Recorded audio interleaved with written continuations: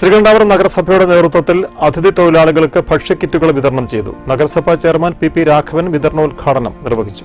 നഗരസഭയിലെ വിവിധ പ്രദേശങ്ങളിൽ ഒറ്റപ്പെട്ട് താമസിക്കുന്നവരും കരാറുകാരോ ഉടമസ്ഥരോ ഇല്ലാതെ താമസിച്ചു വരുന്നതും ജീവിത പ്രയാസം നേരിടുന്നവരുമായ 75 അതിഥി തൊഴിലാളികൾക്കാണ് ഭക്ഷ്യക്കിറ്റുകൾ വിതരണം ചെയ്തത്. കൌൺസിലർ CM തോമസ്, നഗരസഭാ health inspector Abdul Rafeeq, village officer Vinod, JHI Shailaj, Rupesh എന്നിവർ സംബന്ധിച്ചു.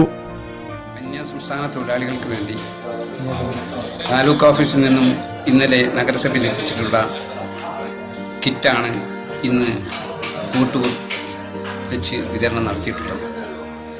7 പേർക്കാണ് ഇവിടെ വിതരണം നടത്തിയിട്ടുള്ളത്.